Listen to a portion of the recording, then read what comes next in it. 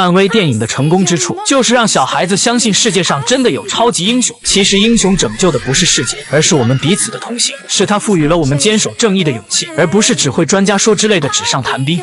He'd come.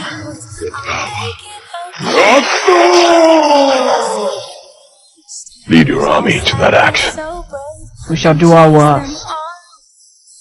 For Asgard. 这可能就是英雄存在的意义吧。不知道为什么，我每次看这种电影都会鼻子酸酸的。谁小时候还没有个英雄梦呢？纽约之战，奇塔瑞士兵锁定了一个小女孩，眼看她就要命悬一线，是鹰眼及时出手救下了破防的凯特。此刻他幼小的内心埋下了一颗正义的种子。大战结束后，众人为凯特的父亲举行葬礼，这也更坚定了他的梦想。时间一晃9年过去了，灭霸也彻底被灭，凯特也成为了一个骑射格斗的高手。可过程中，他也闯了很多肆意妄为的。Fine.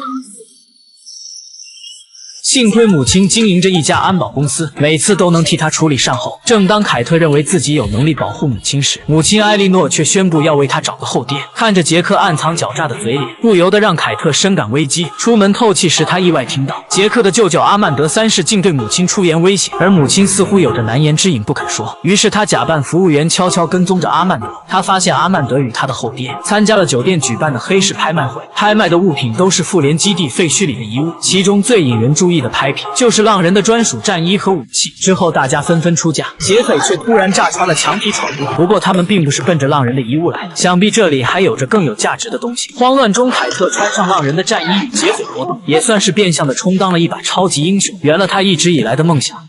Hello.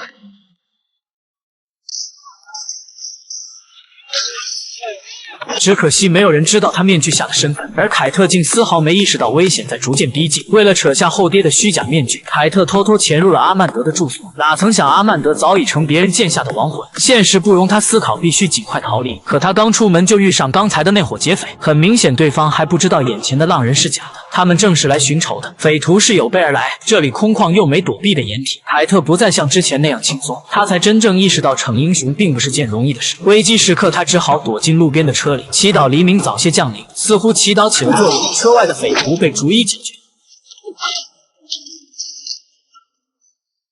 原来突然出手的人便是鹰眼。凯特平时把鹰眼当作偶像，如今真的近距离接触，他反倒没认出对方。鹰眼也没想到冒充他的人竟是个连毛还没长全的小孩。随后鹰眼将凯特送回了家，怕运动服黑手党继续找他寻仇，便询问凯特有没有暴露身份。凯特马上吹嘘自己具备做超级英雄的专业性，将自己躲在车里的事抛到了九霄云外。可下一秒，现实就哐哐拍打着凯特的大脸。